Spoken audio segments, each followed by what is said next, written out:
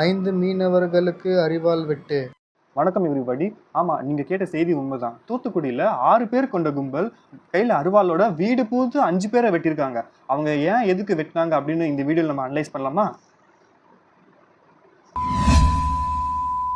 So என்ன அப்படின்னா, தூத்துக்குடி தாளமுத்து நகரில் அசோக் குமாரும் அவரோட தம்பி அஜய் அப்புறம் அவரோட ரிலேட்டிவ்ஸான காந்தி, பூசாரி, விஜயன் 5 பேருமே மீன்பிடி தொழில் செஞ்சுட்டு வந்திருந்தாங்க. ஓகேவா? அதே மாதிரி தூத்துக்குடி கிருஷ்ணராஜபுரத்தில் கனிஷ்கா பிரபு அவரோட தம்பி சபரீஷ் பிரபு 2 பேருமே மீன்பிடி தொழில் செஞ்சுட்டு வந்திருக்காங்க. கனிஷ்கா பிரபுக்கு இன்னொரு பிரதர் இருக்காங்க. அவர் பேர் வெங்கடேஷ் பிரபு. போன மாதம் 4ஆம் தேதி வெங்கடேஷ் பிரபுவை போலீஸ் NDPS கேஸ், அதாவது கஞ்சா இருக்கிறதுனால அவரை அரெஸ்ட் பண்ணி ஜெயிலில் போட்டாங்க. என் தம்பி கஞ்சா கேஸ்னால ஜெயில் உள்ள போனதுக்கு அசோக்குமார் தான் காரணம், இன்னும் அவள் தான் ஏதோ சதி பண்ணிட்டான் அப்படின்னு கனிஷ்கா பிரபு அவங்க கூட 5 பேரை சேர்த்துக்கிட்டு அசோக்குமாரோட வீட்டை உடைச்சி அருவாளால் அவங்க அசோக்குமாரையும் அஜயையும் அவரோட 3 ரிலேட்டிவான காந்தி, பூசாரி, விஜயன் 5 பேரையும் அவர் வெட்டிட்டாங்க.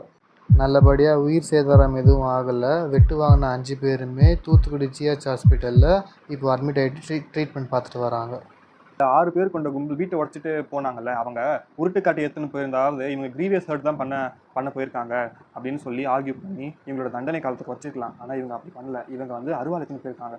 அதனால் இது ஒரு அட்டெம்ப்ட் மோட தான் போயிருது. ஏன்னா இன்டென்ஷன் அருவா எடுத்துன்னு போகிற இன்டென்ஷன் என்னவா இருக்கும் அப்படின்னா, இவங்க கொலை செய்ய தான் போயிருக்காங்க. பட் அந்த கொலை நடக்கலை. ஸோ இது ஒரு அட்டெம்ப்ட் மர்டர் கேஸ். அது செக்ஷன் 109 ஆஃப் BNS படி அந்த 6 பேருக்குமே ஆயுள் தண்டனை கிடைக்க வாய்ப்பு இருக்குது.